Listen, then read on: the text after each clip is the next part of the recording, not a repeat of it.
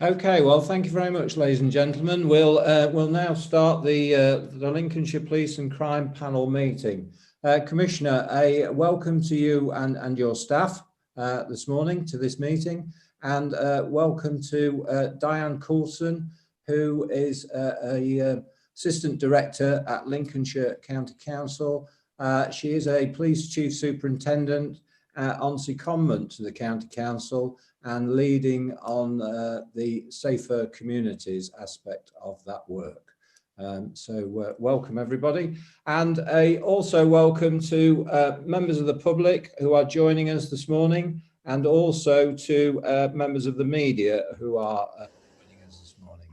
So and finally, on the welcomes, a formal welcome to Councillor Chris Burke from Lincoln City Council, a new member of this panel. So a very warm welcome, Councillor Burke. Thank you, Chair. Okay, so we'll now move into the agenda. I think everybody knows each other from an introductions point of view. So do we have any apologies for absence, please? One apology, Chairman, Councillor Angela Newton. Okay, thank you very much for that. And then moving forward to item 3 on the agenda, disclosure of interest. Do we have any disclosure of interest this morning, please, ladies and gentlemen? Councillor Marsh, I see you've raised your hand. Thank you.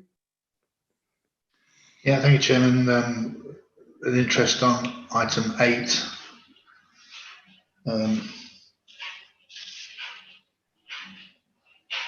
The annual Safer Lincolnshire Partnership. I do sit on that board. Okay, thank you very much. Are there any other declarations of interest? No, I don't see any. Councillor Woodliff. You're on mute, Councillor Woodliff. Thank you. I do receive the information from the Safer Lincolnshire partnership via, I think, Councillor Young, who's very good at sending that information on, because I have substituted for people on that particular panel when various people haven't been available, but I don't actually sit on it at the present minute. So, but I do have sight of some of the stuff that goes through. Thank you. Really, it's Yep. a tenuous link, but it is there. So Okay. I do things my way, but I don't sit on it at the present minute. Thank you, Councillor Woodliff. Councillor Young, did you want to come in? Yes, thank you. Only say that I am chairman of the Safer Lincolnshire Partnership, and it's become traditional for the presentation on the subject and the relationship with the PCC. I have taken the view that it is right for me to sit back, attend the meeting, probably not participate unless absolutely necessary, and the report is therefore submitted by Diana Coulson. Okay, thanks very much, Councillor Young. Councillor Chris Burke. Yeah, you're on mute, Councillor Burke. Can you hear me now? Yeah, fine, thank you. That. Yeah, similar to Councillor Barry Young, sitting on the SLP, I make a non-pecuniary declaration of interest just for the purposes of transparency. Okay, thank you very much, Councillor Burke. Are there any other declarations of interest this morning, ladies and gentlemen? No, I don't see any. Thank you for that. So moving on to the item 4, which are the minutes of our last meeting held on the 11th of September 2020. Can I have a proposer, please, that they're an accurate record of the minutes? Mr. Kraviatz is a proposer. A seconder, please. We got a seconder for those. Councillor Boothroyd, thank you very much. All in favour for the record? Everybody's raising their hands, so a unanimous all in favour of that. So that is a correct record of our meeting. Thank you for that. Moving into item 5, actions from those minutes. I understand they've all been completed and we've received responses from the Commissioner's office. Am I right in thinking that, Catherine? Yes, Chair. Thank you very much. Okay, thank you for that. And thank you to the Commissioner and his staff for providing those responses. Moving on to item 6, communications from the Chairman. On behalf of the panel this week, I personally ran Constable Bill Skelly as he's retiring today, I think, from his post of Chief Constable. And I personally thanked him on behalf of the panel for the work that he'd done in Lincolnshire, and also to wish him and his wife a happy and healthy retirement, which he respected. So moving on to item 7, questions from the public. Do we have any questions from the public, please? No, Chair. Thank you for No that. questions. We will then move into item 8 and welcome Chief Superintendent Diane Coulson to present her report on the Safer Lincolnshire Partnership. So over to you, Diane. Thank you.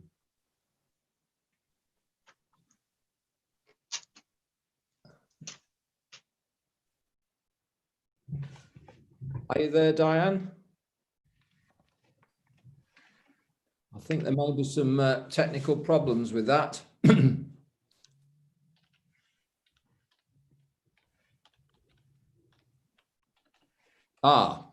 We found you. Can you, are you on mute, Diane?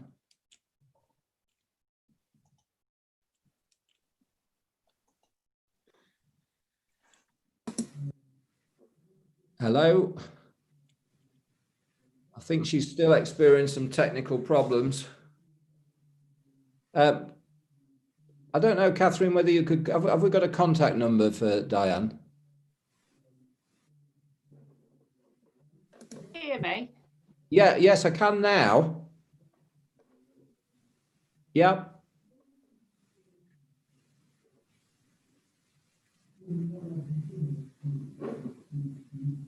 I don't know, Catherine, whether we could contact Diane Coulson just to assist her if we can in terms of...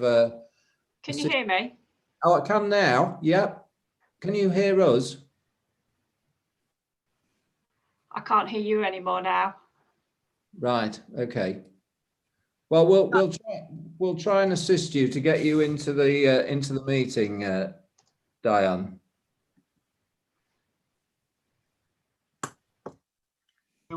Do we want to move on and come back to? Oh yes. There's a very long time delay. I think I've got some connectivity issues. Right. Are you okay now? No, you're not. No. Thank you for that, Councillor Boutroyd. I intended to move on. Okay, so we'll now move. We'll try and bring Diane back in at an appropriate moment. We'll now move on to item 9 then, and Okay, thank you. it's the delivery of the police and crime plan. Over to you, Commissioner. Thank you. Thank you, Chairman. I mean, as normal, we've obviously got the report there. I'm fully aware your members will have read that and be up to speed with it, so I'm happy to take any questions that you may have. Okay, thank you, Commissioner. We do have a number of questions, and the first question is from Councillor Boutroyd.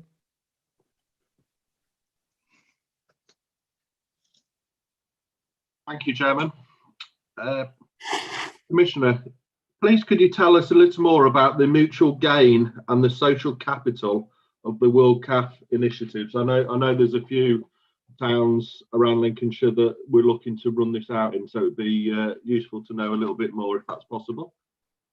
Yeah, absolutely. I mean, this is an initiative that has been championed and led by ACCC Karen Wilson, and she's done a great job of pulling this together for us. And it's really trying to target initially as 4 pilot areas where we feel that the community would benefit from some additional support in pulling together local community groups to really try and make an impact by the community for the community, and that's really the point of this. So it's not a police-led initiative in the sense that the police should be running it forever and a day, and this is something that ACC Wilson has seen working very well in her previous location up in Durham. So it is something that she's got experience of being a success. The idea behind it really is that a sort of community-based company, and in this case Mutual Gain, would drive this work to actually bring the community together to look at what are their priorities, how cited they are on what the issues are locally, and actually through the World Cafe concept they can actually air those views, and actually that allows Mutual Gain to collate all of the various views that are there across the community about what works and what doesn't work.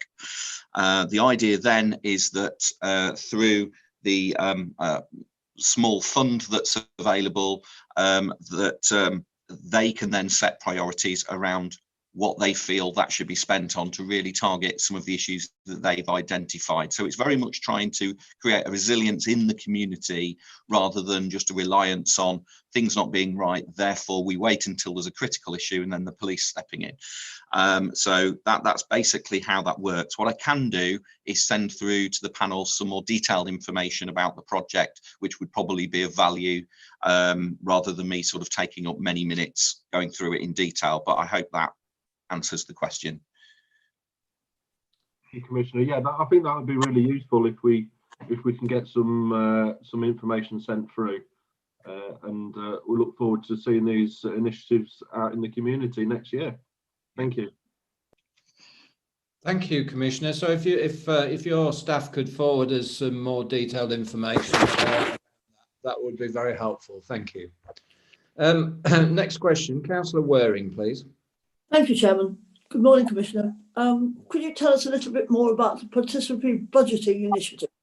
The report says that the money will be from a pot being developed by neighbourhood police inspectors in different areas, although presumably all the sources for the pot will lead back to the Lincolnshire police budget. Will each area have its own pot, or will there be a single pot for all areas to access, please? Well, thank you for the question. Basically, the bid that Mutual Gain put together that actually as part of their tender included a £5,000 pot to in effect get that going. So that's already built into the project. And in addition, they then look for additional funding from other partners to boost the pot. So my understanding is that some local government partners have also put additional funding into those pots. So it's not just a Lincolnshire police based funding initiative. There will be individual pots for individual areas, but they will be centrally overseen. So it's not a free-for-all. People will put forward their proposals, and then through the OPCC, we will have oversight to make sure that that money is obviously being spent appropriately. But that's basically how those pots will work.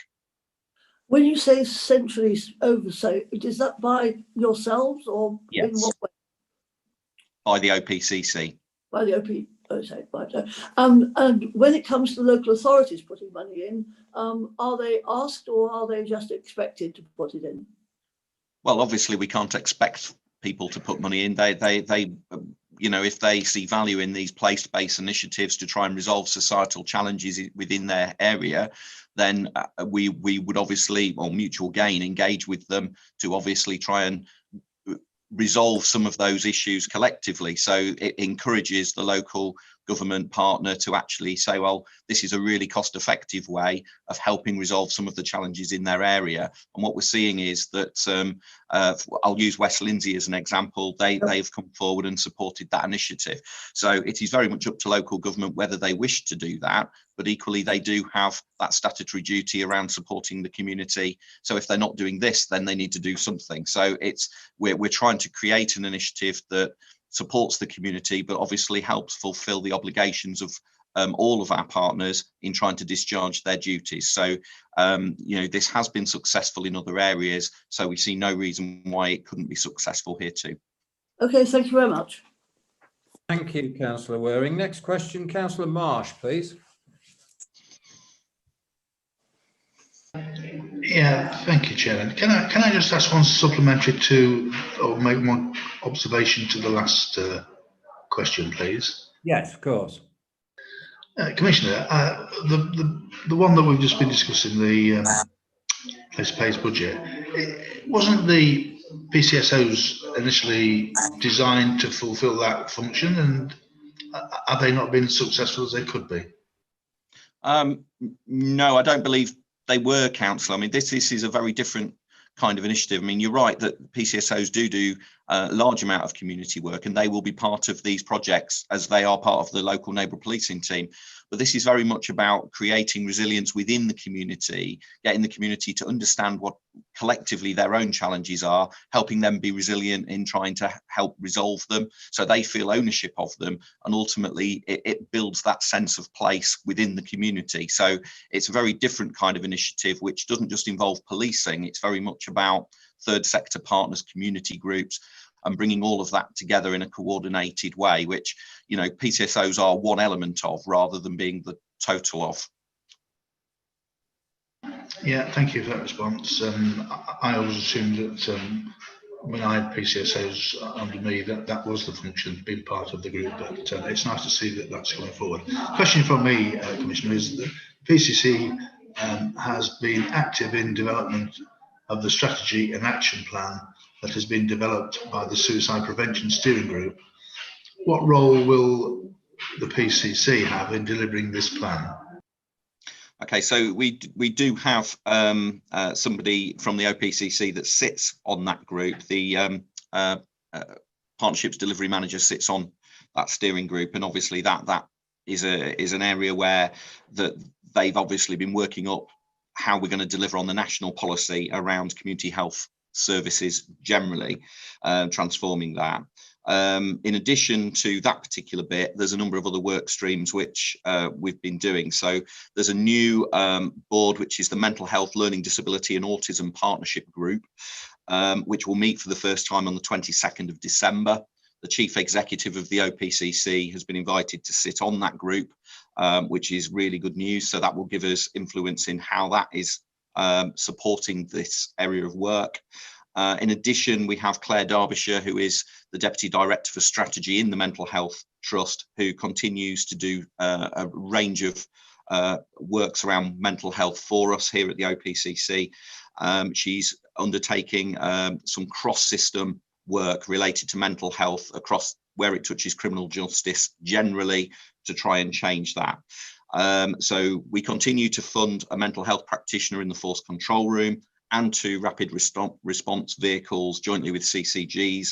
There's also mental health training now being done across the force.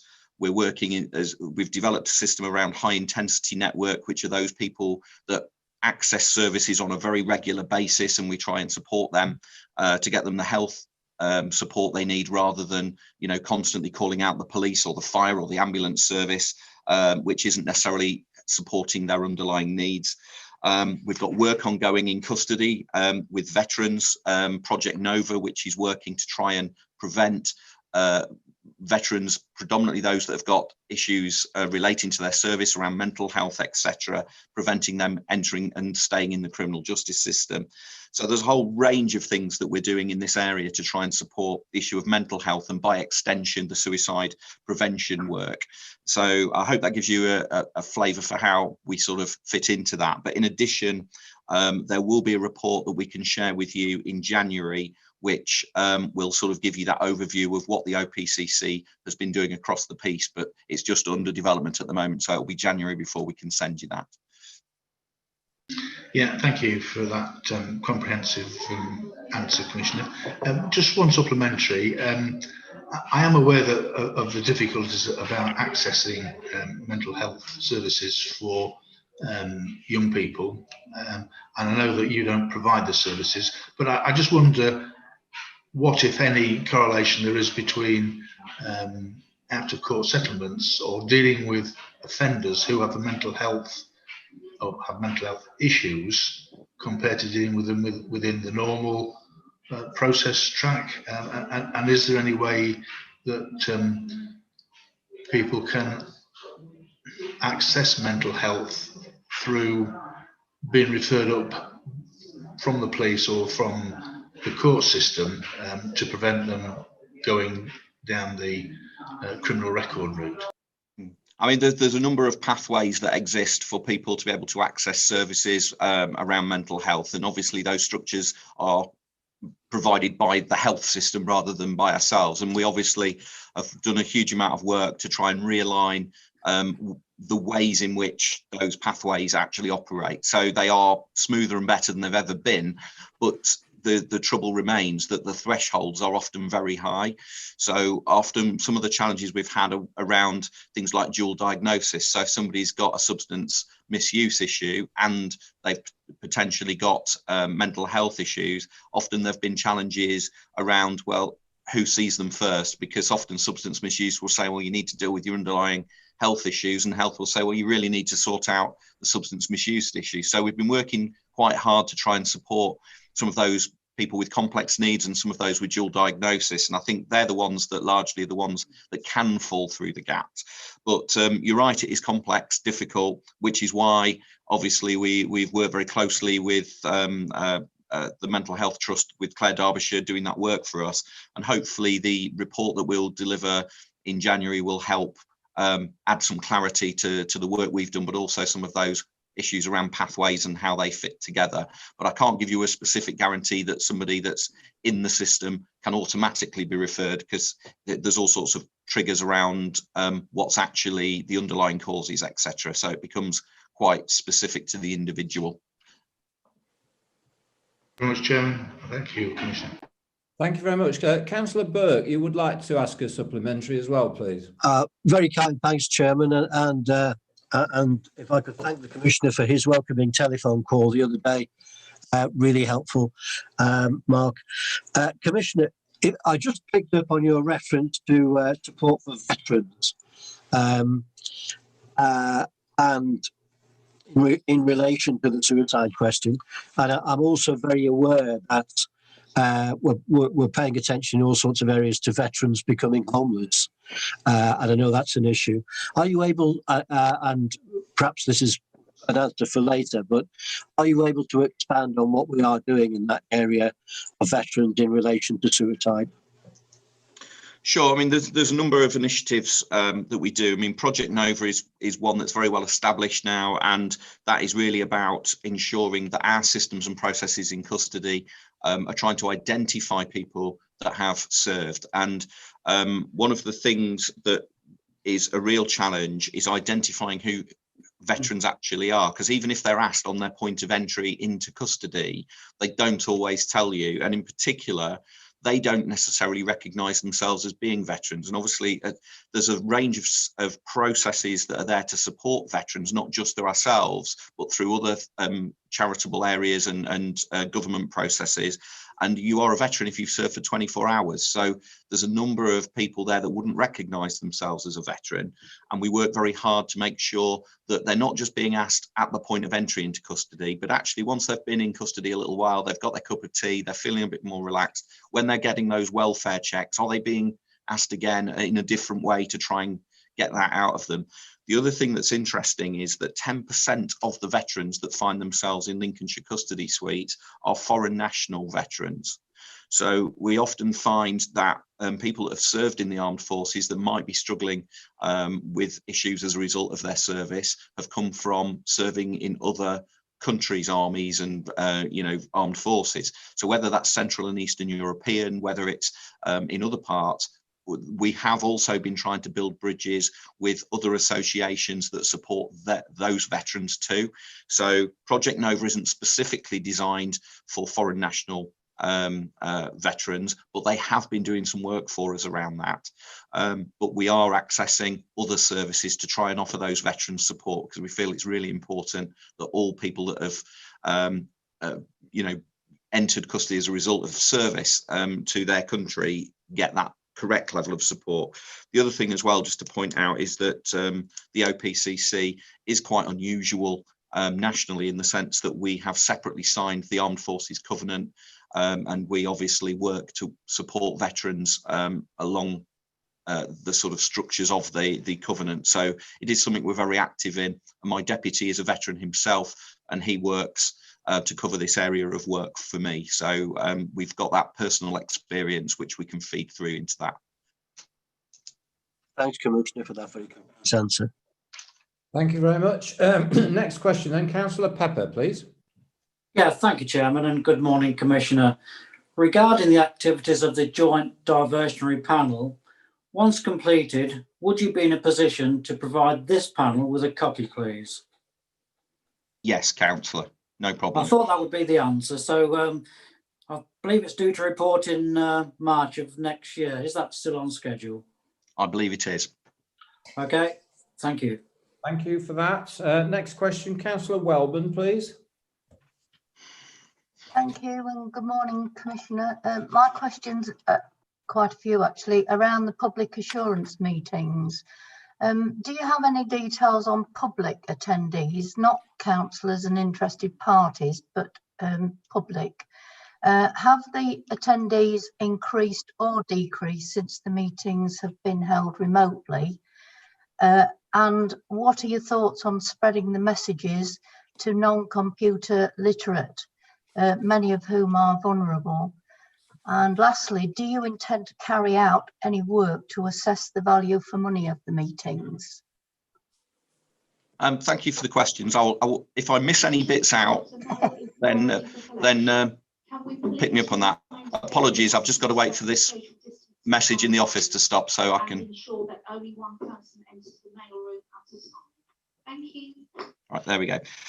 Yeah, so I mean, the public assurance meetings were started to basically increase the level of transparency and openness around the questioning of the Chief Officer Group by myself as part of ensuring that the force were delivering on the objectives that they were claiming to do, and equally that we were setting as the strategic priorities. It was something that wasn't in place previously, it had not been done before. So I think as part of that transparency, it's definitely a positive step. Now, what your first question was around, can I identify members of the public as opposed to other interested parties, which I'm sort of interpreting as media and maybe even police officers for etc. against councillors. Well, we obviously aren't getting people to sign in with that level of detail and information. So I do have information on how many people view, but again, even that's quite complicated to break down because we put it out there, we were putting it out there live. Now we've gone on to Office 365 and through Teams, technical reasons you can't put it out there live, so we record it, we then put it onto YouTube, onto the YouTube channel, and people can access it. The advantage of that is that people can dip in and out, they can watch the bits they want to watch, so it's very hard to know how many people have sat and watched the entire meeting because that obviously isn't something that's easy to view. What I can tell you is that look, over the 6 meetings that we've held so far, on average, there have been 86 views, with the highest number being for the August meeting so far, which was 181. Now, obviously, to answer your question around the wider engagement with people that haven't got access to these things, I'd have to say, well, there was no PAN meeting before, so nobody could access that information. So in the same way, today's meeting is obviously online and is going out to the public. There's limited options as to how you can get a transcript of a complex and lengthy meeting into the homes of every individual, whether they want it or not. What I would say is that the point of these meetings in part is to allow access to the media. They pick up on individual elements of the meetings and then they obviously publish those. And that gives it that wider reach to people that maybe aren't as active online. I do think, though, the one of the spin-offs from COVID situation has been that many more people have accessed the online world than ever before. And I'll use my 82-year-old mother as an example, where she was there last night doing her community choir with a group of predominantly ladies, but not exclusively, from around the area, who were all accessing the online world to actually use Zoom to come together for that purpose. And there's a number of other community-based meetings which have happened as a direct result of COVID. And actually, I think more people are accessing things online than ever before, which is a really good thing to see. So I do have data which we look at for how many people access these things. The average duration watched is around 17 minutes. So that tells me that people predominantly are finding the element that's of interest to them. The impressions and click-through rate is sort of around 4.8%. So it's that thing of going, how many people actually click on it, but then actually watch it. It's quite difficult to do. From a value for money perspective, it's very difficult to say, because the value is in the fact that A, it's transparent, and the answers from the chief are obviously being minuted as well as going out live. But actually, we've also got the advantage of the media there, who then can report on elements. It's not a high cost situation, certainly from a virtual world point of view. Obviously, it's just us all sat at our computers recording a meeting. And even when we were in the physical world, we were holding those in the county council office. And that wasn't a high cost endeavour. So I think I've covered all of your points, but I can't give you a definitive on individuals that aren't press, aren't councillors, etc. That's just not possible to do, I'm afraid. So basically, you're quite happy with the system as it runs. It's giving you what you started it for, and so you're happy with that. And also, would you intend to carry on with them virtually rather than go back to the county council afterwards? Well, my initial plan before COVID happened was that we would run some to test it, see how it went, etc. And then my intention was to see whether we could actually do them physically around the county. So we would obviously find, whether they were through local government, etc., that we'd find locations to enable us to actually reach into the communities, to give people the opportunity of accessing them. COVID obviously has changed the methodology around that, and no decision has been made how we would move it forward. Now, as you'll appreciate, there's an election in May. So if I'm still here, then my intention would be to continue with a form of those meetings. A different commissioner might have a different view of the world. So my intention would be to continue with them. We will obviously do a review to say, well, what's working? How can we improve it? Which is what we should always be doing with our time and money. So we will definitely do that. But my intention would be to keep it. I believe from a transparency and openness point of view, it's the right thing to do. Thank you very much. Perhaps I could come in with a supplementary there, Commissioner, in terms of holding the Chief Constable to account. You recently appointed a new Chief Constable who I think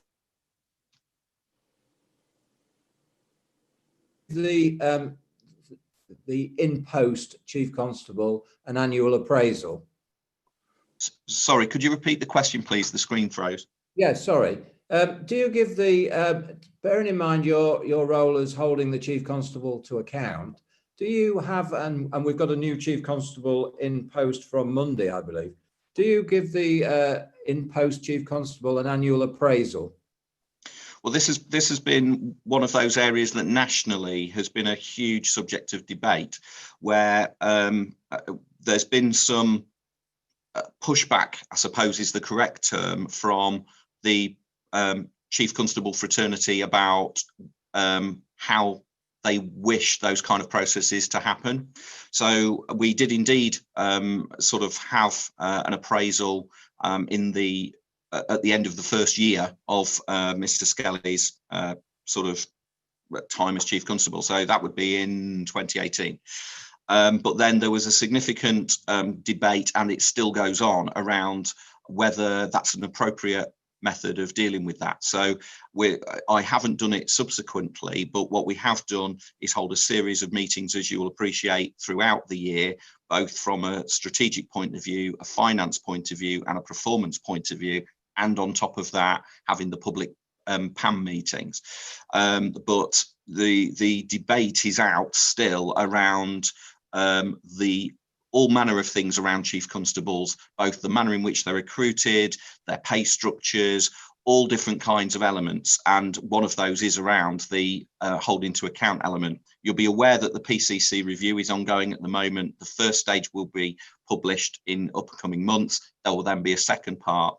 And again, we're fully expecting that the relationship between the PCC and the Chief Constable will be further explored and then clarified as part of that process. So it was deemed sensible to wait for the outcome of a lot of these moving parts to stop moving, rather than go ahead with something that people were questioning nationally.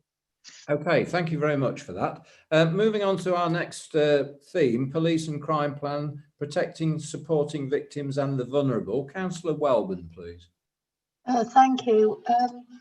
This question is about 4.1.3, and really it's to ask if you've got any numbers on the use of the new technology which spares the vulnerable victims and witnesses the trauma of attending Crown Court. Has it been modified at all to use during the COVID crisis to help with backlogs? Thank you for the question. It's definitely not been modified. It didn't come in until November, and I haven't as yet got any numbers because it literally came in towards the end of November. So it's too early to have that kind of data yet. I do see a role for technology. I am equally nervous about making sure that people's access to justice is providing them a fair and appropriate opportunity to obviously not just give their evidence, but also to feel that the process has been right for them. So it is something that we're very supportive of, making sure that we provide access to the new technologies, but equally doing it in a measured way to make sure that our community feels it's appropriate. So it's too early to really give you a definitive on the questions you've asked, I'm afraid, Councillor, but it is something that I'm sure we'll come back to in coming months. I was going to say, perhaps we could have the numbers of uses and whether it's been effective at the next meeting, if that's possible, please. If we've got the numbers by then, Councillor, I'd be happy to share them. But as I say, with it only just starting at the end of November, it might be that if they're doing those numbers quarterly, that we won't have them by that point. Thank you. Thank you, Councillor Wellman. Next question, Councillor Waring, please.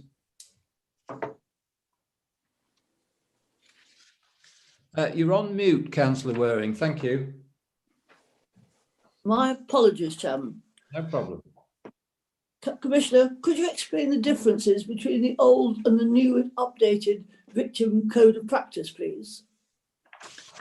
Thank you, Councillor. I mean, there's quite a lot of changes. I mean, it would make much more sense for me to send you an updated copy and then a written response to this question, if I'm being honest, because what I wouldn't want to do is end up with a minuted record of something that's so important and fundamental where my interpretation of it varies in any way from the actual. So with your permission, I would suggest that I write to you with what the actual difference is and what response that means the OPCC feels it needs to deliver to meet that challenge, if that's all right with you. Yes, that would be very helpful. Thank you. Thank you very much, Councillor Waring. And you've also got the next question as well.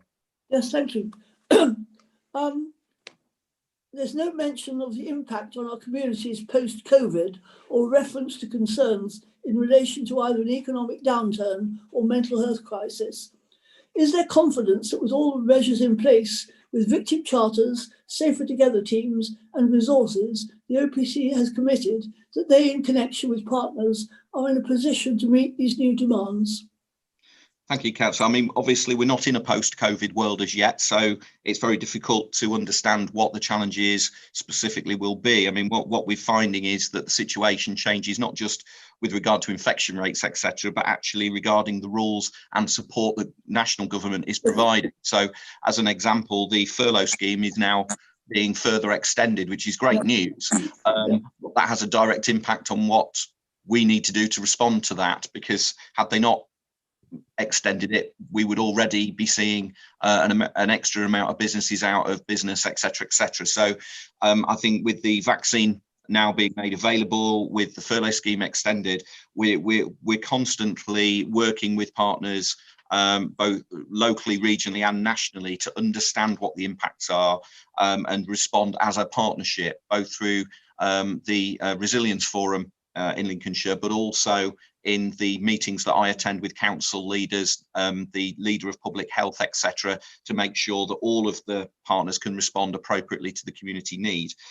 With regard specifically to victims, then obviously we do have structures in place to monitor and manage what happens in the victim space. And my partnerships delivery manager is in charge of the commissioning of services in this space, and obviously they are reviewed. So we make sure that we, as much as can be done, make sure that our services are fit for purpose and responsive to the need. And we've built some excellent contacts with national government, both in the Ministry of Justice, who supply the majority of the victims funding, but also in the Home Office, where our sort of victims leads are really plugged in to that national picture and are helping shape national policy in a number of areas, which again make sure that the voice of Lincolnshire isn't just being provided a service, but actually we're helping shape the service, which means that the services that are being rolled out to us, the funding that's coming to us, we can shape even better to the needs of our community. Thank you very much, Commissioner. Thank you, Councillor Waring. Moving on to a different theme. Next question, Councillor Welborn, please.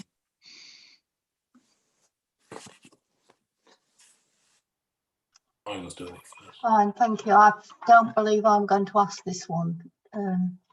There was 2 questions pretty much similar. So Okay, yeah, thank you for that. Mr. Kraviatz. Thank you. Good morning, Commissioner. Bearing in mind that in many panel meetings the G4S contract has been lauded as an exemplar of good practice, could you please explain your rationale in deciding not to explore the option of renewing this contract, and what alternative delivery models you are looking at in relation to those services and your thinking behind those possible options? Thank you.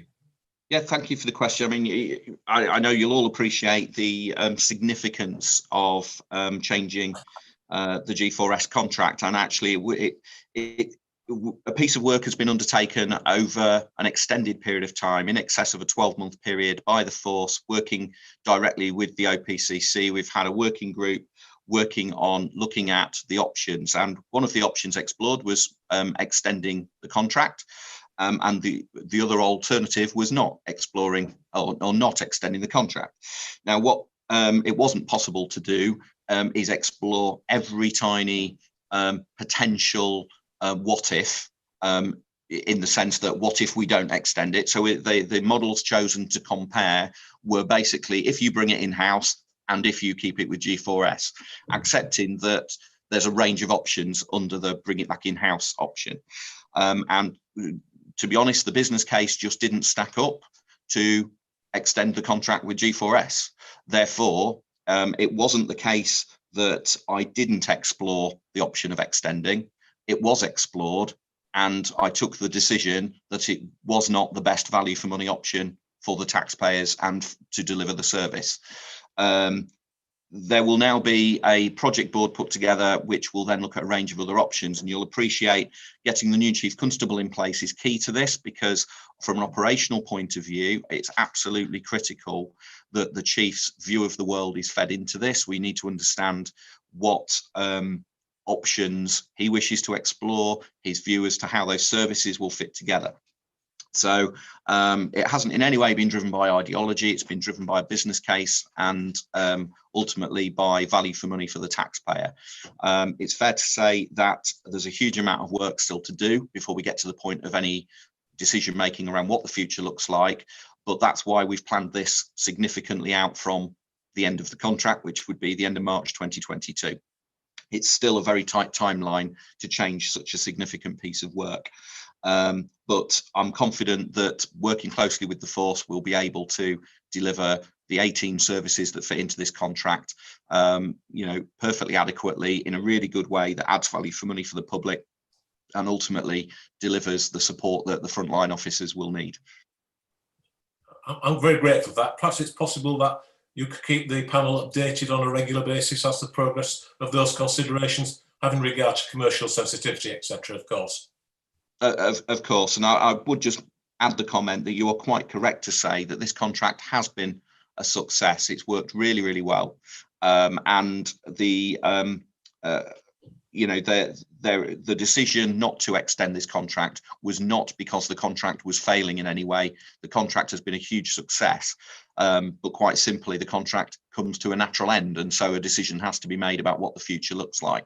But it absolutely is not a reflection on anybody that works within that system at the moment. They, you know, the people that work for G4S are part of the Lincolnshire policing family, and they do an exceptional job for us. I'm grateful for that. And perhaps again, just reaffirm that if you could keep the panel up to date on a regular basis as to the progress of the considerations. Thank you. Of course. Okay, thank you, Mr. Kraviatz. Next question, Councillor Young, please. Oh, sorry. Can you hear me? Yes, yep, fine. Right, thank you. Commissioner, in your police and crime plan delivery update, you refer in section 5.12 on page 6, which is actually page 46 in our bundle of meeting papers. The strategic partnership with G4S being due to expire on the 31st of March 2022. You say that you've taken the decision not to extend the current contract and that a transition team is being established to ensure that the plans for future delivery of service will meet the needs of the people of Lincolnshire. To this end, you have asked the force to explore a number of options, including the possibility of considering a one-year extension to the G4S contract to give time to create alternative arrangements. Now the question. You will be aware that a week or so ago, the board of G4S recommended shareholder acceptance of a takeover bid from US rival Allied Universal Security Services. And there are already signs of possible disruption to services if the deal goes ahead. There is, for example, talk of the possible sell-off of the prisons division, which may just be the tip of the iceberg. How do you propose to accelerate or otherwise modify the work programme of the transition team to ensure that there will indeed be time to create alternative arrangements as referred to in your update? Thank you for the question. I mean, just to be clear, the contract when it was initially put in place, and I believe you were part of that initial work, did an exceptional job, you'll be glad to hear. But part of that was that it is built into the contract that we can ask for a 12-month extension. So it isn't so much that we would have to negotiate an extension, we would have to negotiate the price of such an extension. And it's one option amongst many. So it isn't my preferred option. I would rather that the work is done in a timely manner and that the services end up in the correct place at the right time without need for an extension of any kind. So the project team will in effect look at all of those options. I mean, some of the bigger pieces, so for example, information technology is a huge and complex animal covering the organisation. We will need to understand what the options are for the future, what the desirable choices are, what the affordable options are, and then make decisions around that. So that's exactly what the project team are going to deliver. And what they're not going to be able to deliver for us is that ta-da moment where they suddenly go, and here's the answer to all 18.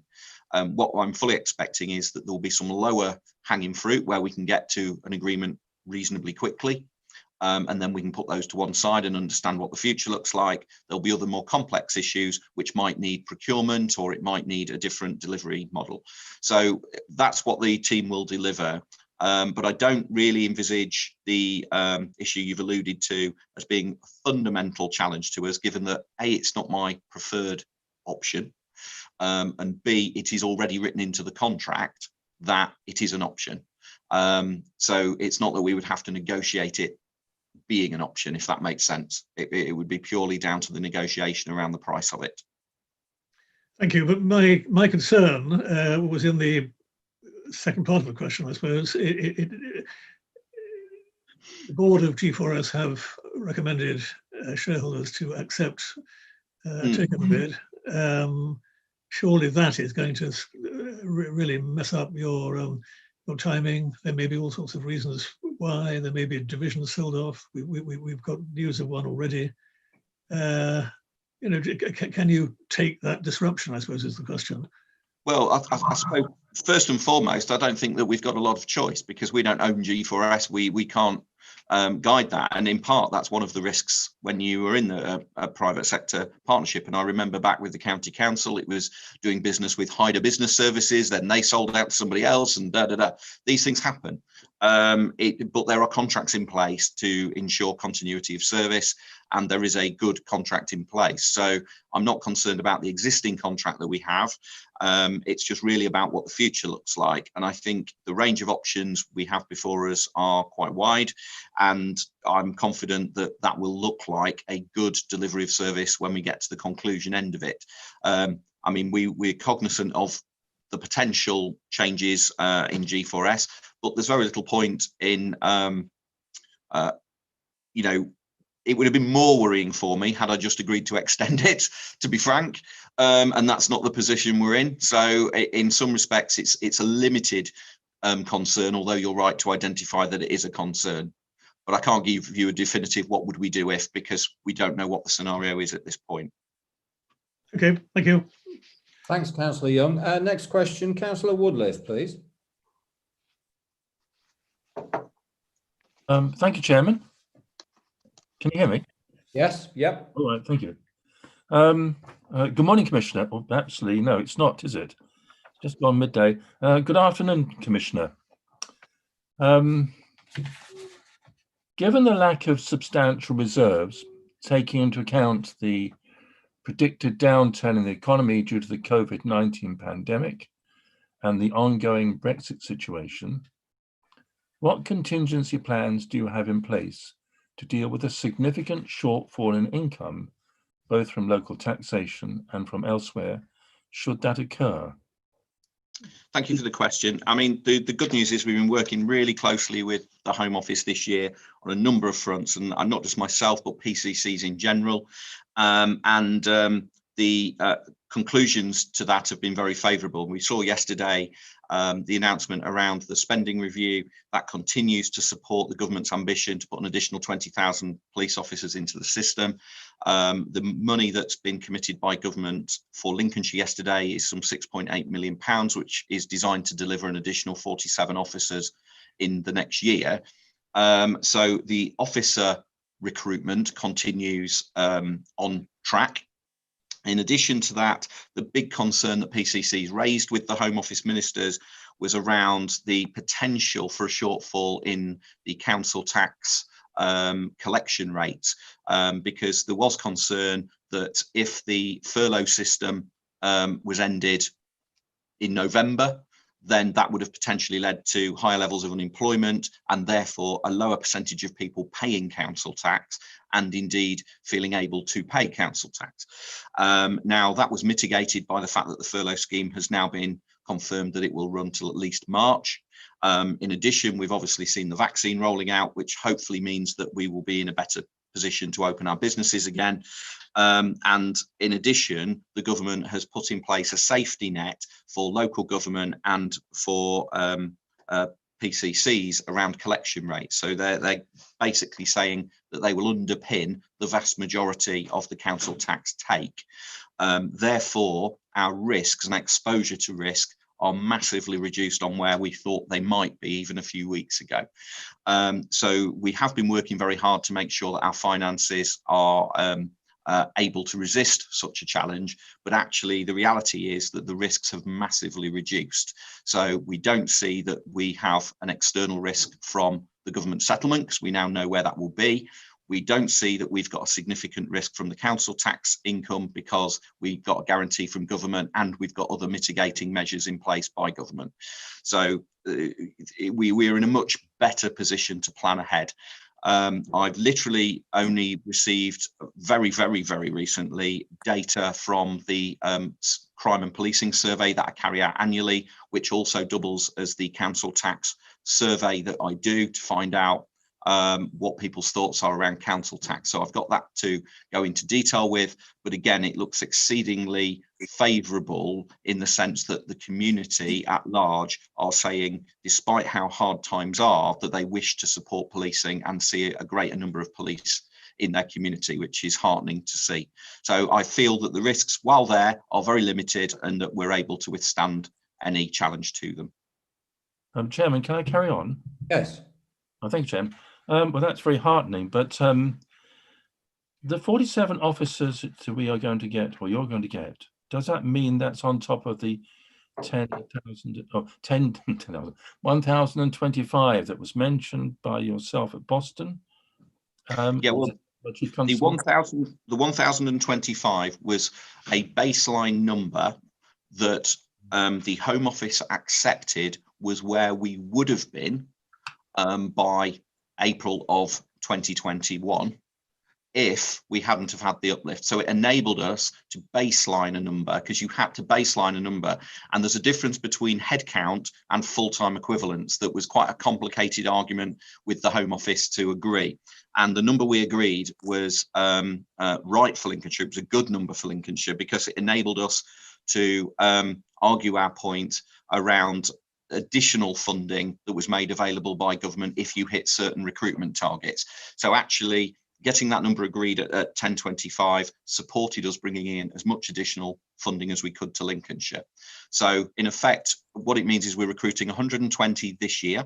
We're on target to do that. We've recruited half of those. There's a double intake of 60 coming in March. So that will hit our 120 this year. We now know that we will have 47 coming in from the government funding for the following financial year. What we have not agreed yet, because the Chief Constable and I have not sat down to agree next year's budget, we haven't agreed whether we will have any additional recruitment of officers on top of that. So that piece of work is yet to be done. Well, thank you for that. I did press the idea of a baseline to yourself. You know, when you came to Boston recently, we discussed the incursion at Woodville Road, and I did put the question about the baseline. Now, the Chief Constable, Bill Skelly, was a bit unclear about what the baseline was. If in fact, I think he rather said that there wasn't one. But at least now we know there is a baseline, which I think now with your 47 brings us to 1,072. And then there's another 120 on top to come. Is that correct? So that no, that's not correct, Councillor. So in effect, the 120 will come in, but obviously we have an amount of officers that retire. So we expect around 60 officers to leave every year. So we try and recruit an amount of officers to replace the ones that are leaving naturally. So out of 120 recruited, that gives us a boost of around 60. To our numbers. The 47 should be on top of it's quite complicated because they don't necessarily go on top of the total, they go on top of the baseline. So whether you can add the 47 onto, so you get 1025 plus 60, which are your additionality, you can't necessarily just add the 47 onto that. The plan is that after the 3 years of the uplift, we should be between 1,200 and 1,250 officers, which is around the highest it's ever been in Lincolnshire.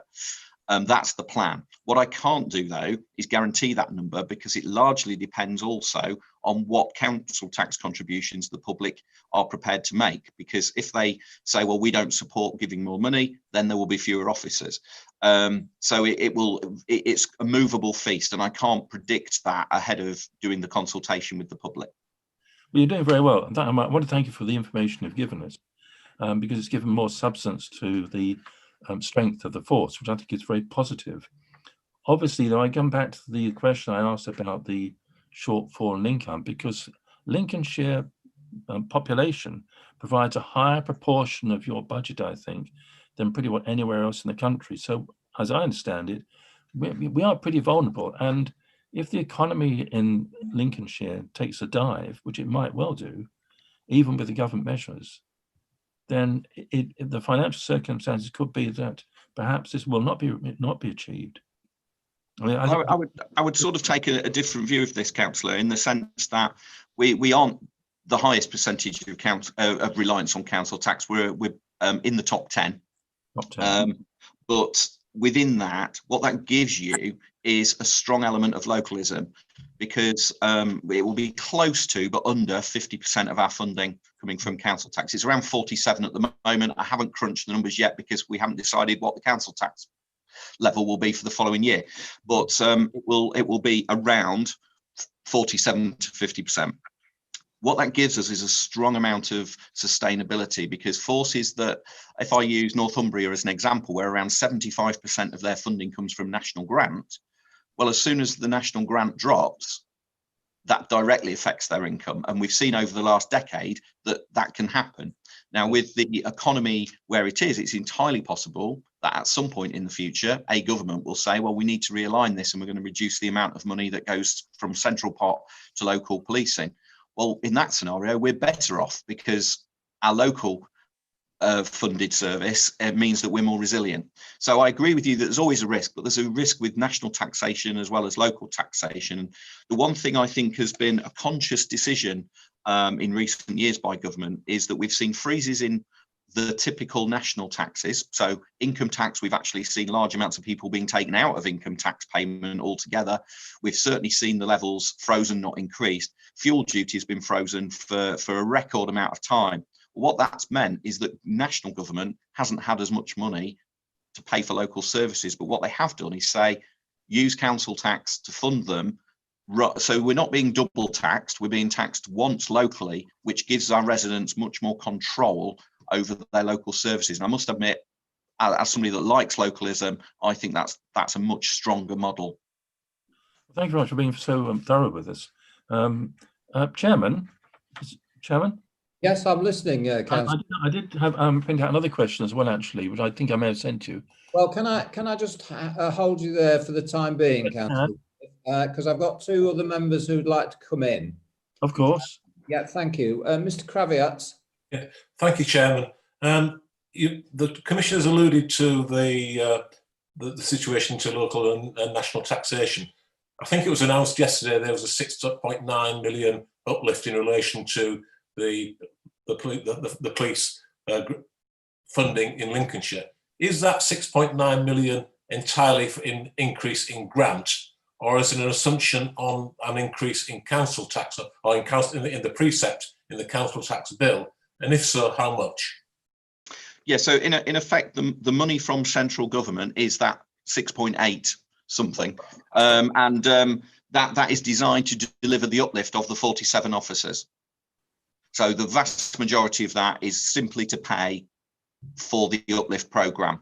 So what we're not being given, which is where the local taxation is so important, we're not being given additional funding for police staff, police cars, buildings, training, all of those things. Now, I'm not moaning in any way, shape or form. This is a good thing that we are being given additional funding from central government to provide additional cops.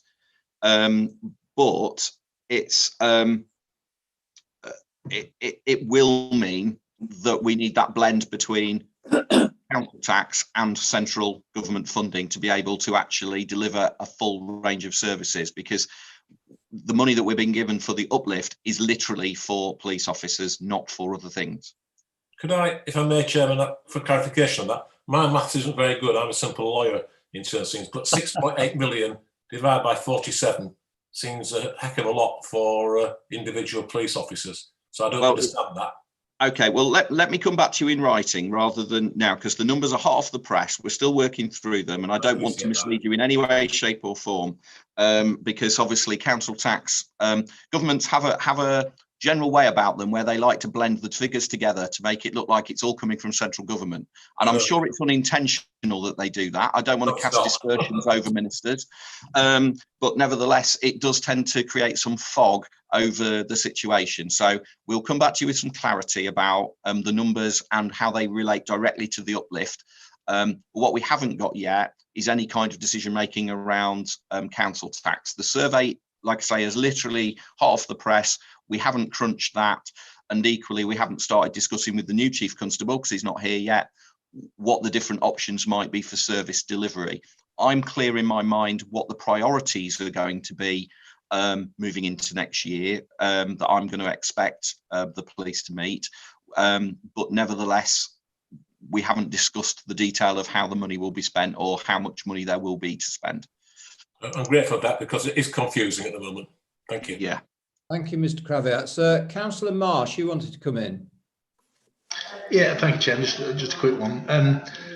You quote that we are in the fortunate position of getting most of our money from the council tax, so not subject to the dips. Isn't it right that the forces that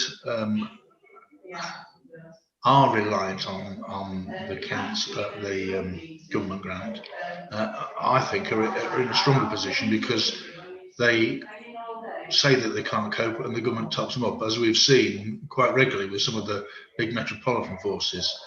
Don't you think that you're between a rock and a hard place, because you need the money, so you tax the local people, which I think is the right way it should be done. But when the government crunch the numbers,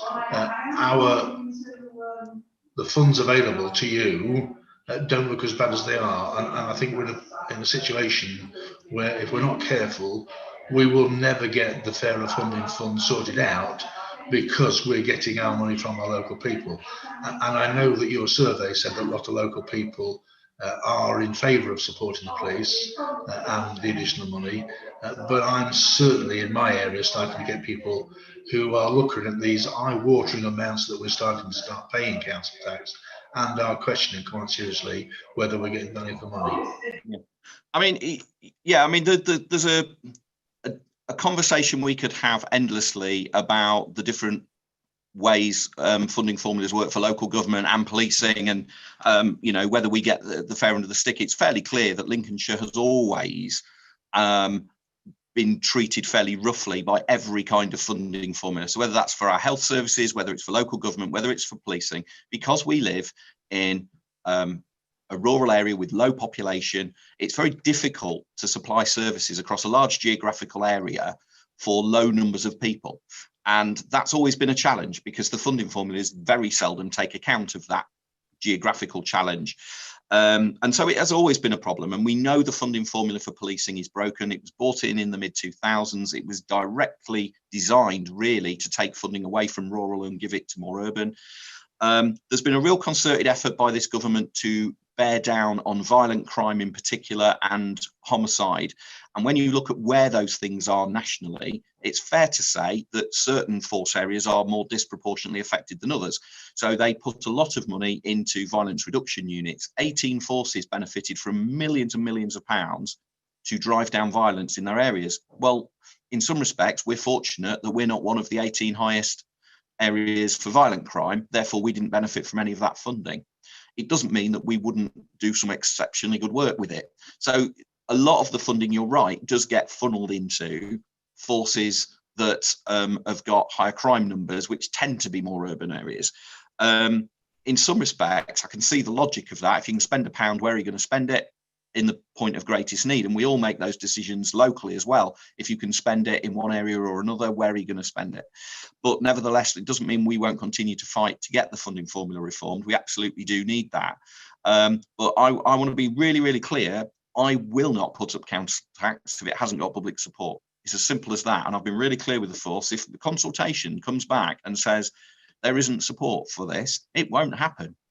It's only because the public support it that there is a mandate to do it, in my view. And if that mandate ever looks weak, it will not happen. Because it absolutely is vital that as public representatives, whether it's local government or policing, that we listen to our local population and we act accordingly. So if people say to me, I'd rather have service cuts in policing and not pay council tax, that's what we'll do. If they say, well, actually, we want to see more police on the streets, we want to see crime coming down and we're prepared to pay a little bit more for it, then it's reasonable for me to approach it in that way. But I share your concerns that, you know, we still are struggling with a national funding formula system that's not great. I think we would have made some good progress on it, actually, if it wasn't for the COVID situation, but we are where we are. Yeah, thank you, Commissioner. My only comment back to you for that is, and I agree with a lot of what you said, that there is the common sense that the government in so many other areas give bonuses to areas where they see it's working. I would say that our police force is doing an excellent job, and that the urban police forces have got such rife crime figures because a lot of the local authorities there are not doing a good job, and a lot of the police forces are not doing a good job at tackling it. But that's just a personal view. Okay, thank you, Councillor Marsh. Councillor Woodliff, can I bring you back in? You wanted to ask another question? Thank you, Chairman. Yes, if I can. I did send a copy to you, about an hour ago. It's about special constables, I think, if that's right. Can I proceed? Yeah. May I proceed? Yes, by all means. Thank you. Commissioner, well, first of all, I'd like to thank you, by the way, for coming to Boston when we had that special meeting regarding the issue of the traveller incursion on Woodville Road. It was very, very good of you and the Chief Constable and senior police officers, I think, to come and talk to us about that. Now, I recall that you mentioned recently at Boston, at that meeting, that you have a new program in mind to recruit more special constables. Can you expand upon that briefly and particularly explain how it's to be funded, given again the current tight financial circumstances? Well, Councillor, thank you for the question, and absolutely my pleasure to attend community meetings where the residents are concerned. It's absolutely right that their representatives are there to hear their views, so it's a pleasure to do that. With regard to the Special Constabulary, I am a huge supporter of the Special Constabulary, and you are right to point to the fact that the ambition is to increase the numbers. And in fact, there is a really interesting challenge with the Special Constabulary, that often people do it, they commit to it, they get really good at it, and then they go and join the police. So we benefit from them on a full-time basis rather than in their available free time, which is superb. It does, however, mean that we then have to replace them in the Special Constabulary, which is no easy feat. And what we've struggled with in recent years is, because we've been trying to maximise the training of full-time officers, it has left little time in the training schedule to train specials, because they're the same group of training staff effectively. And it's meant that the number of specials has dipped. So working with the current Chief Constable, we were clear as part of the council tax commitment that we would deliver some support to increase the number of specials. And number of things have happened with that. Firstly, we have recruited more specials, so that program goes on. It's also built into the training program that there will be additional space. We've got a second training team, which are budgeted in and paid for, in effect, which the double intake that we've got coming in March will allow us to have 2 training teams in 2 locations, training a cohort of regulars each. So that second training team also provides capacity to deliver more training to special constables as well. We're trying to make it more appealing in the sense that there will be people that are interested in particular aspects of policing. So it might be that they're interested in roads policing, it might be cyber, it could be any number of different elements. So we want to try and work with the College of Policing to actually provide different recruitment possibilities in. So you don't necessarily then have to be good at everything if you're going to come in and specialise in a particular area. So if the force is really in need of your particular skill set because you happen to be a farmer and you're going to be patrolling a rural area to tackle rural crime, there seems to be little point in training you in all the things you would need to know to police the centre of Boston. So it's about trying to create an environment in which people can flourish, people can support their community in a cost-effective way. So we've already built these things into the budget. In addition, it has been reported in some elements of the media about my proposal for working to put in place a council tax discount scheme which would affect Special Constabulary. And this has been done in 1 or 2 local authority areas outside Lincolnshire very successfully. They found that by providing a discount scheme, if you give up your time to be a warranted special, that it provides not just a very small amount of extra money in their pocket, because that's all it is, it's a few £100s, but what it does actually do is raise the profile of being a special, makes people more open to looking at, well, what does it mean, and equally makes people feel valued if they do it, which again goes to help with retention once people are doing it. So I'm hoping that local authorities will get behind that. We've had a couple of meetings. I know South Holland were discussing it at their recent executive meeting. I know that the County Council have confirmed to us that they're supportive.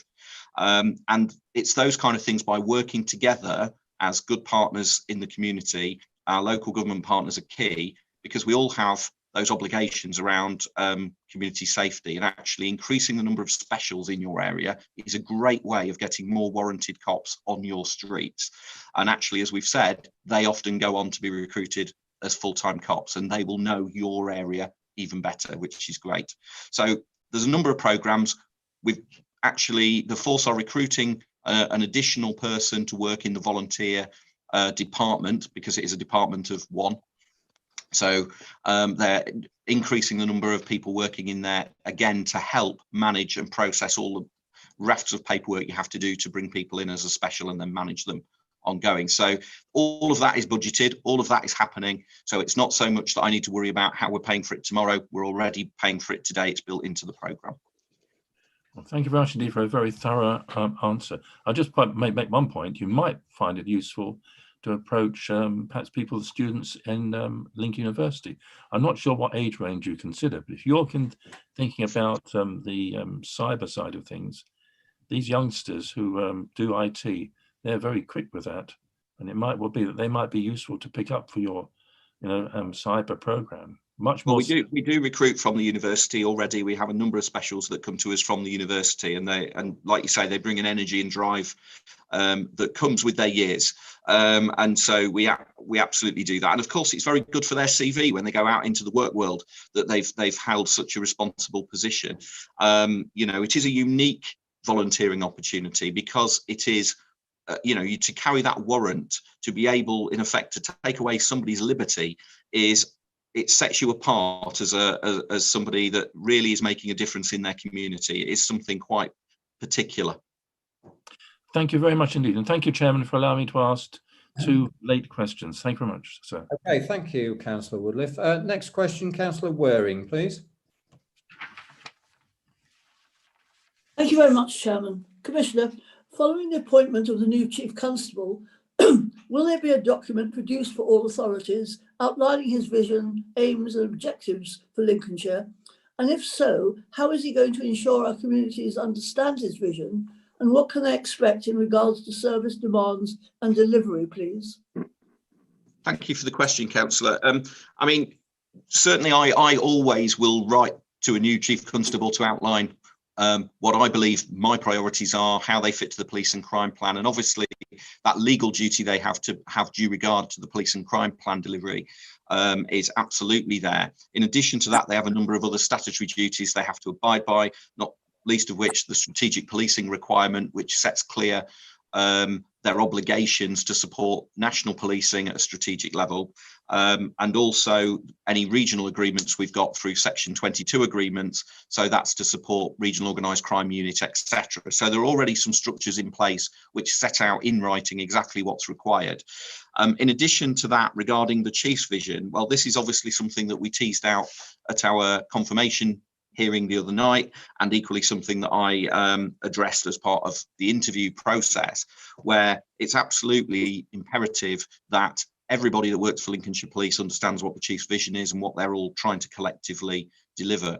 Now, it will be up to the Chief to decide how he goes about that. He has operational independence, as you know. He's able to decide how he wishes to deliver that range of services. So, for example, the current Chief Constable has a document, a strategic plan called Distinctively Lincolnshire, in which he sets out a number of priorities, and then there is a board structure that delivers that.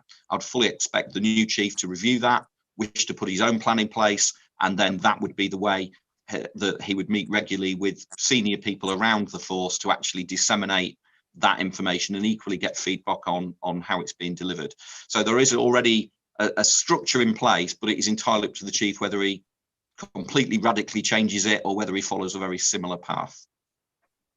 Thank you, Commissioner. Just one comment I would like to add to that is that following the recent survey that shows that police morale is not at a good level, the Chief Constable obviously will be taking that on board.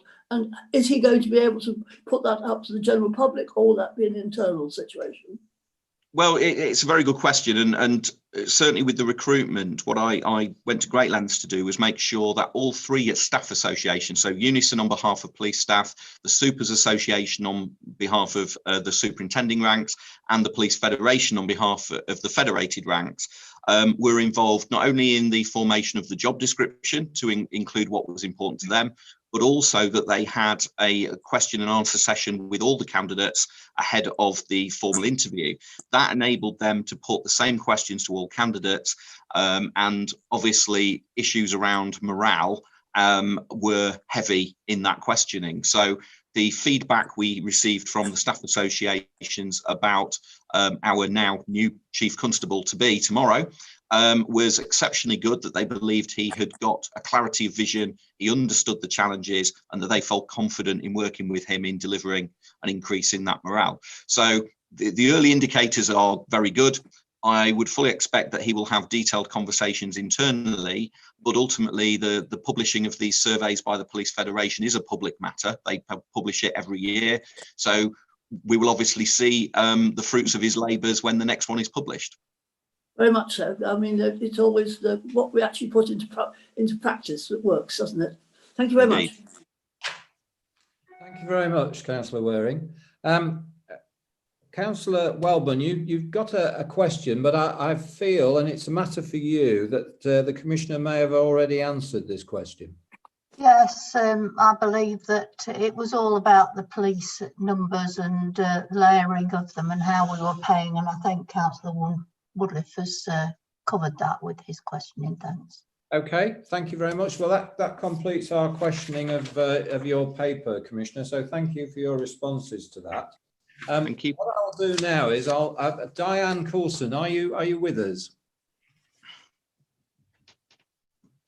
No. No. Okay. Well, I think we're going to have to defer this paper to our next meeting.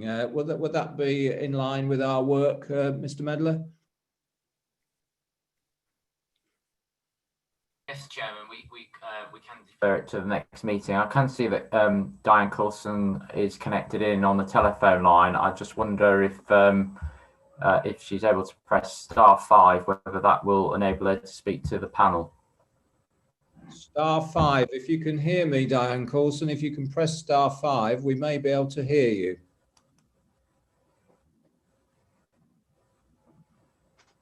We don't seem to be achieving that. Can you hear me? Yeah, I can hear you now. Can you hear us? Yes, I can hear you. Thank you. Sorry, I've had some technical issues this morning. Oh, that's fine. And you're very clear now, Diane. So a warm welcome to you and congratulations. I think you're relatively new in post. So congratulations for that. And I'll hand over to you for your presentation on your paper. Thank you. Thank you very much. Good afternoon, everybody. So I'll just talk through the paper for you then and just go through the details, and then I'll pause for any questions that you may have. So I'm currently the chair of the Safer Lincolnshire Partnership Strategy Board, and I'm obviously bringing this paper on behalf of Councillor Barry Young, who was the chair of the Safer Lincolnshire Partnership. So I'll just run through the paper. Hopefully you have it in front of you. So in the first section, we just talk about an update in relation to the partnership. You'll see on the front page there is an illustration of the structure, and just as a brief summary, I'll just go through the various parts of that. So the first part being the overview and scrutiny board, which is obviously chaired by Councillor Young, and PTC is vice chair of that board. And the purpose of that is to represent the views of the public within the Safer Lincolnshire Partnership and oversee and scrutinise the activity and the decisions made within the partnership. There are two statutory functions, so one of which is to engage and consult with the public about their community safety priorities and issues, and the other is to hold one or more public meetings during each year. So moving on then to the strategy board, which is obviously chaired by myself. That's made up of multi-agency partners, and that group is responsible for devising and implementing the strategic plan to address the partnership priorities. And you'll see there are a number of statutory functions for that board, and that is to prepare and implement the partnership plan, setting out the strategy for the reduction of crime and disorder and addressing the priorities identified in the strategic assessment, set up protocols for information sharing, and to commission domestic homicide reviews. Sat underneath that is the core priority groups.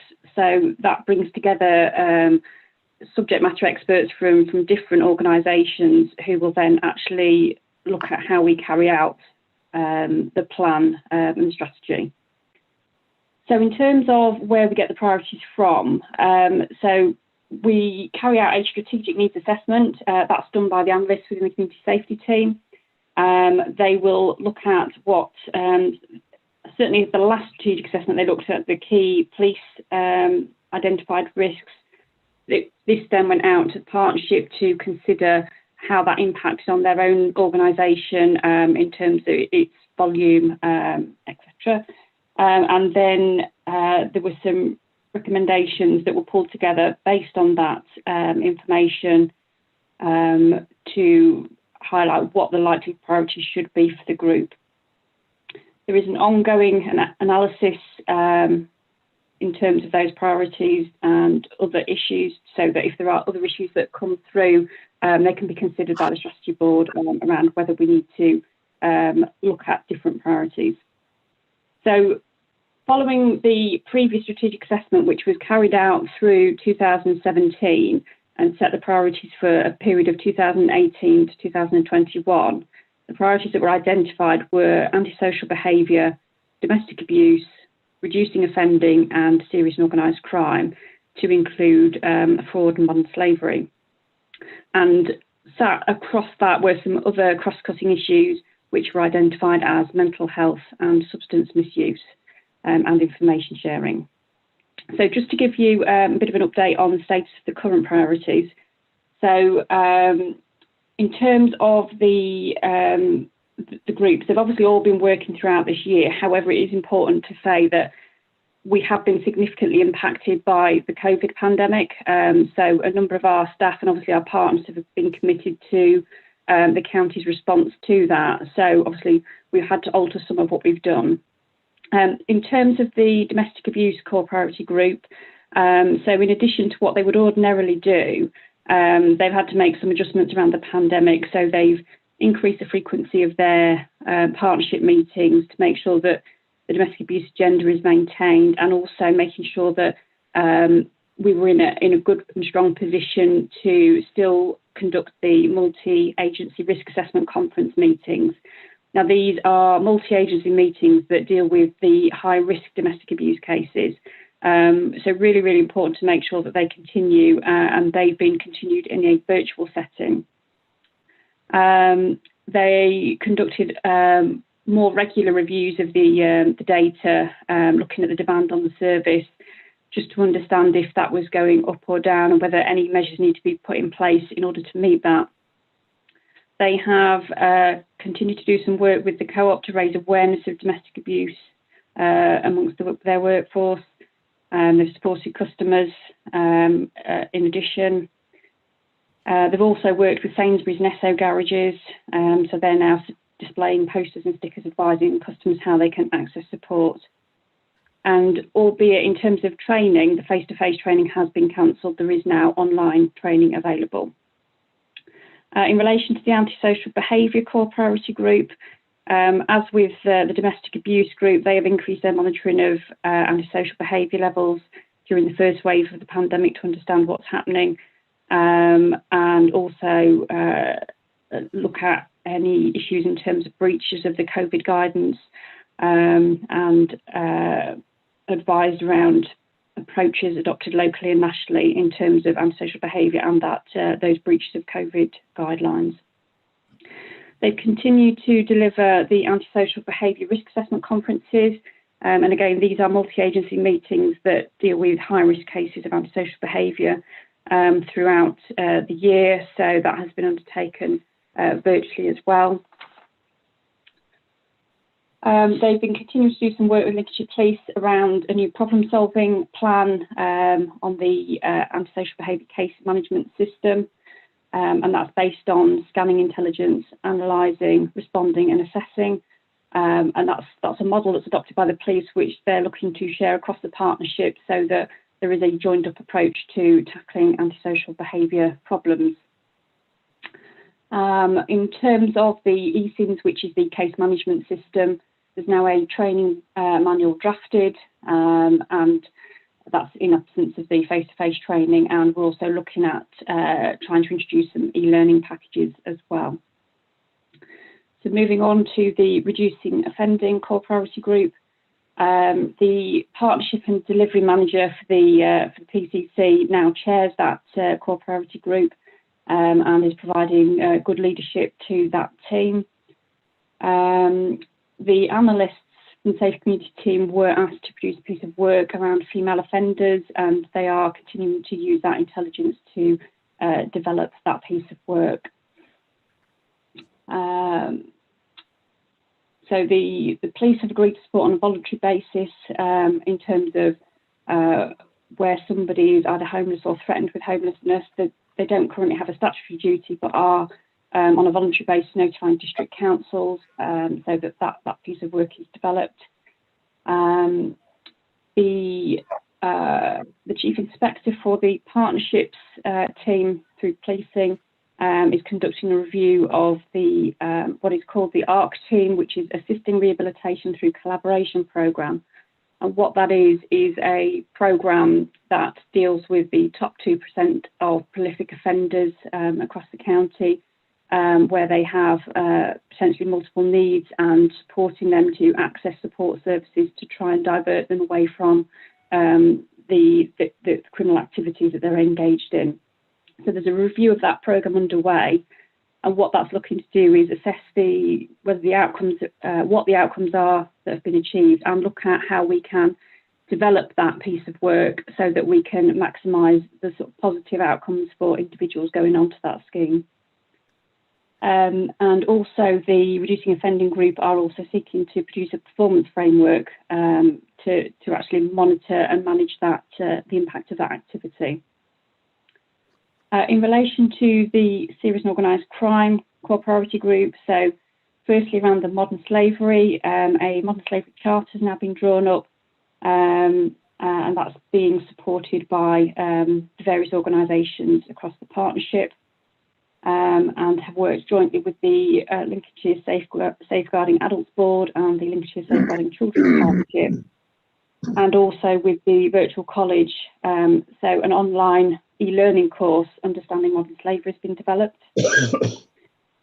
The group have also partnered with the CLUA initiative to develop Lincolnshire-specific resources to raise awareness around modern slavery, and provided support to the organisation's launch of the Farm Work Welfare app to support businesses and workers. There's also been work done with the Safeguarding Board and partnerships and police to improve the police partnership information process. So currently there is a mechanism for partners across the county to provide information into the police around concerns around exploitation, so that a better intelligence picture can be built up. As we know, it is a often hidden and underreported crime. So there's a little work being done in relation to building up that. There's also a working group set up with representatives from first responder organisations across the county to map out the different pathways for victims of modern slavery, and all 7 district councils, housing leads, have agreed to support in providing accommodations for victims of modern slavery, immediately leaving those exploitative situations for up to 5 days. And then moving on to fraud. So until recently, they didn't have actually a dedicated coordinator, and we know from previous experience that where we have a dedicated coordinator, it enables the work of that group to move forward more efficiently. So as of October this year, we have somebody on the secondment from Trading Standards providing that coordination in terms of the fraud activity. So some of the key work since the SLP last updated was an analysis of fraud that's been produced to understand the current trends and the impact from the pandemic, and that's been used by the group to target their activity more effectively. They participated in National Scams Awareness back in June, and that was aimed at supporting members of the public to be aware and how to protect themselves from criminal activity. The crime prevention team and officers from Trading Standards have taken part in a number of training sessions supporting the police force control room around awareness of fraud, scams and doorstep crime, and the role of different agencies and different legislation and how we can tackle offenders in relation to those. So the second part of the report moves on to discuss the engagement between the Safer Lincolnshire Partnership and the Police and Crime Commissioner. So just in summary, we have, as from a Safer Lincolnshire Partnership point of view, we have regular attendance from either the PCC or a member of his team at all of the meetings within the partnership structure. There's a good engagement in general between the PCC's office and Safer Community Service. And that includes regular meetings between the head of Safer Communities and Joe Davison, the Partnerships and Delivery Manager. And there is regular contact with myself as well in terms of any activities or ongoing work. In terms of comment against the protocol for principles of engagement, so we've tried to, in an amalgamated way, to respond to the points contained within 3.2 of the protocol for principles of engagement. So in terms of impact on the safety or confidence of the communities, or impact of demand placed on the Community Safety Partnership, there's no suggestion that the actions of the PCC have had any detrimental impact on the safety or confidence of the community from a Safer Lincolnshire perspective, from a partnership perspective. And certainly the PCC hasn't placed any excessive demands on the partnership in terms of justifying decisions, accounting for performance trends, or providing direct reports or attending extraordinary meetings. With regard to community safety priorities or plans, there's positive alignment between the Community Safety Agreement from the Safer Lincolnshire Partnership, Community Safety and Policing Criminal Justice Plan from the PCC. And as I've already said, there is good representation from the PCC's office right across the Safer Lincolnshire Partnership structure. And obviously, as I've already highlighted, that includes the Partnership and Delivery Manager taking on the role of as chair of the Reducing Offending CPG, which is quite a significant role within the partnership. One of the requirements of the Safer Lincolnshire Partnership is to consult with members of the public around community safety, and where we had intended to draw up and promote a survey and analyse the results from those. What we have instead is, because the PCC also has a remit to engage with the public and conducts an annual survey as well, rather than create two surveys looking at very similar issues, the PCC has agreed to share the raw data from their survey with the Safer Lincolnshire Partnership. So we're working off one evidence base, but actually we're only going out once to the public. And then in terms of commissioning of services and funding, so the PCC commissions a number of victim support services, including services for victims of sexual abuse and restorative justice services. All services for victims of domestic abuse are currently commissioned by Lincolnshire County Council. And given this situation, the PCC established a Victims and Survivors Strategy Group to ensure that we have a collaborative approach to victims and survivors across Lincolnshire. And the Safer Communities Manager is a regular attendee of this group, so there's join up there as well. A financial contribution is received from the PCC for the Blue Light Project currently, which supports complex treatment and complex treatment-resistant drinkers, aiming to reduce the demand that they place on blue light services. And that team is based in the Safer Communities Department and looks to deliver against the priorities for reducing offending and substance misuse. So the current funding arrangement for that is there until March 2021. The PCC also funds a fraud prevention officer for a period of 12 months, and we are just in the process of recruiting to that post.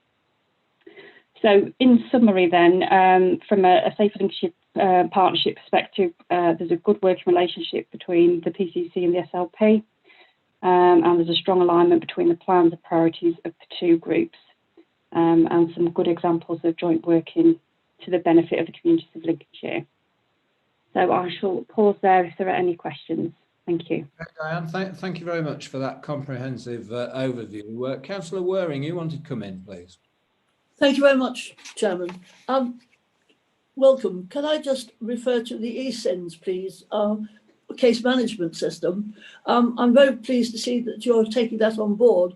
I am concerned that at the moment, only about half the county is actually involved with using this system. And I'm very keen to see that anybody at every level, including our Police and Crime Commissioner, tries to push the value of that to everyone involved. It is such a useful tool, and I'm very keen to make sure that everybody understands and uses it. Thank you, Councillor. I completely agree with you. I think it is a really useful tool, and we are seeking to push that as much as we can across the county, and also looking at and obviously all the districts are signed up to that and use that, and we are looking at other organisations that can also benefit from that. So quite agree. Thank you. Yes, thank you very much indeed. And may I just say, I'm very pleased with the fact that it's been agreed that agreed priorities are going to go forward. This would also ensure that following the Police and Crime Commission elections in May, they can ensure that the police plans are considered during the strategic assessment process. So I think it's very good to see continuity. Yes, thank you very much, Councillor. Thank you, Councillor Waring. Diane, just a question from me. When is the strategic assessment due for review? Have you got a timeline there, please? Yes, certainly. So the current priorities are were due to expire in April or at the end of March 21. However, because of, and we did have a timeline scheduled for the beginning of 2020 to start working through that new strategic assessment with a view to resetting the priorities. However, because of COVID and the demands on the team supporting the county response, what we've done is extended the priorities into to the end of March 22 to give us that time to do the new strategic assessment. And that new strategic assessment is also going to incorporate looking at the adults and children's priorities as well, so that we can maximise on any shared priorities. Okay, thank you very much. Thank you for your time today. I know you've had some difficulties with the technology, but thanks for joining us. And thanks. Sorry, Chair. Could I ask a quick question? Yes, of course. I'm still struggling with putting the hand up, so my apologies. Diane, there were some really, I thought, really interesting references to antisocial behaviour during and following the COVID issues. I know that certainly in Lincoln we have an antisocial behaviour team that's actually, I can say, working hard but is stretched. Can I ask you about your relationship, the relationship with district councils in terms of the antisocial behaviour approach? Yeah, so as I understand it, we have an effective relationship with the districts, and obviously we have the antisocial behaviour multi-agency conferences to deal with some of those more complex and high-risk cases. But as I understand it, there's very good engagement across the districts. Thank you for that. Okay, thank you very much. Well, once again, Diane, thank you for your time today, and we look forward to working with you in the next year. So thank you. Thank you very much. Thank you. Bye-bye. Mr. Chairman, would it be possible for me to deliver a point of clarification on an earlier question? I think it's quite an important point that was raised. Yeah, of course, Commissioner. It was just regarding the funding. I've just wanted to double check following Mr. Kraviatz's question, because I want to ensure that we're giving you the right information. Just for clarity, the figure that has been put out around the 6.8 million would include the council tax preset if it was agreed to set it at the maximum permitted by the government. So the grant coming from government is 3.5 million, which is to fund the 47 officers. Thank you for that, Commissioner. That really clarifies that. Mr. Kraviatz, did you want to make? Thank you for that, and it's what I suspected. So. Yes. Okay. Thank you. So I will move now down the agenda to item 10. So I think this is where you leave our meeting, Commissioner. Thank you and your staff for the work, and have a safe Christmas.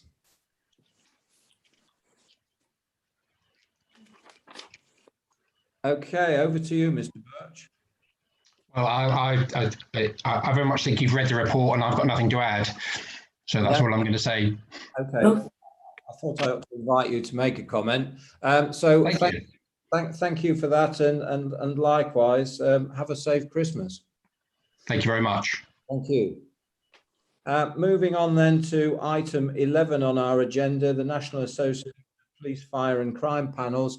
Councillor Young, could I ask you to come in here, please? Thank you.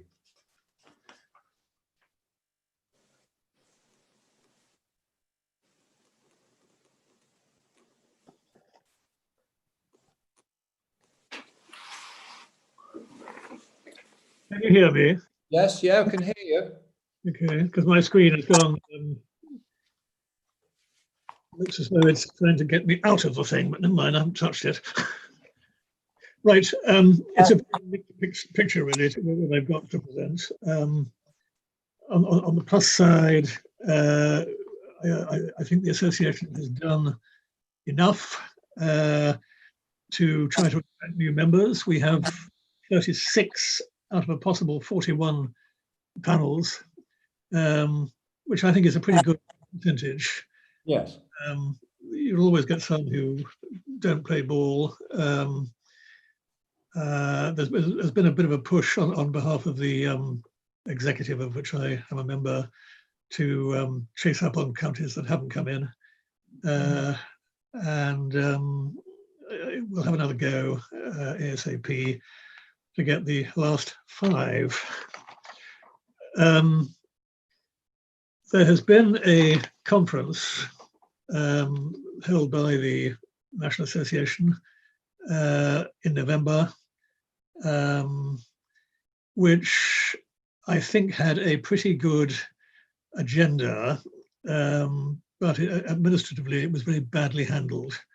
We were using a firm called Frontline Consulting, who in the pre-Zoom days used to do a good job. And they certainly did a very good job when I was chairman of the police authority in getting their association going and staying right on their toes all the way through. But I think the Frontline are now recognizing that they've spent an awful lot of money on trying to get our business. And in my view, are not as efficient as they used to be. The conference was the first one held with Zoom, so it was all virtual. There was a whole range of policy seminars, workshops and forums which people could attend. What I think was a very great shame was that the notice given for you to choose which ones you wanted to go to was ridiculously short. And I think some people almost gave up in despair. Others thought it was wonderful. The agenda items, public policy and policing, it was the first, public policy and criminal justice, tackling human trafficking and modern slavery, police and crime plans, budgets, audit and engagement, working together, police and mental health triage, elections for commissioner in 2021, working with public health around early intervention, effective scrutiny. There was a forum for independent members of panels, one for the fire aspects, one for chairs of panels, and one for support officers of panels. We were represented there by 2 members of the panel, apart from myself, and I don't know whether they want to add anything to what I said at the beginning, but I think it was pretty clear that they were not madly impressed.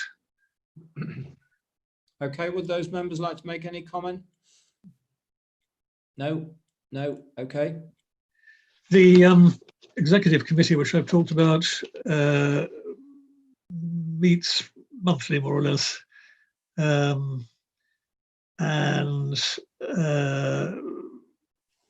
has already done some surveys, which I think have been very well received by members of the association.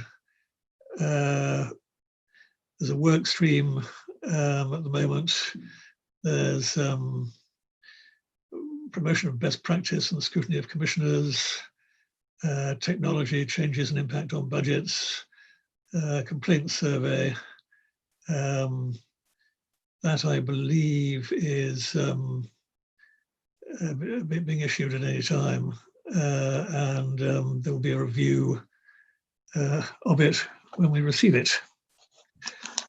So I think the end of term report, if you like, is could do better, but improving.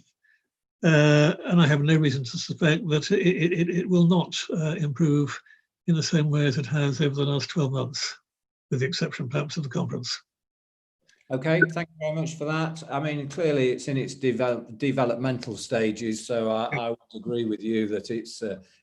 I'm confident that it will improve in its processes. Any questions of Councillor Young, ladies and gentlemen? No. Okay, thank you. So moving on to item 12, the work programme. Mr. Medler, are you reporting on this? Chairman, as usual, panel members, you have the meeting schedule and work programme for the panel for 2020-21. As usual, we'll bring forward a proposal for dates for the following year to your February meeting. You will note there are a few dates to be confirmed in the training programme, and the panel officer will be making contact with the new Chief Constable to look at putting in place a session for policing in the digital age, or requesting a session, should I say, for panel members, and also looking to bring forward those other elements there that are highlighted. I was just going to ask the panel officer, we've got the budget briefing that we traditionally have with the OPCC scheduled for the 6th of January, and I just wondered if the panel officer might be able to confirm whether that's going to take place via remote means. Thank you. It is, and it will. Thank you. Thank you, Catherine. I'll send round details in due course. Just to clarify, Catherine, is that the 6th of January? Yes, it is, 10:30. Yep. Okay, thank you for that. Thanks for that indeed. Okay, so thank you, Mr. Medler, for that. So the date of our next meeting is Friday, the 5th of February at 11:15 a.m. So I will now formally close the meeting, and thank you once again to the members of the public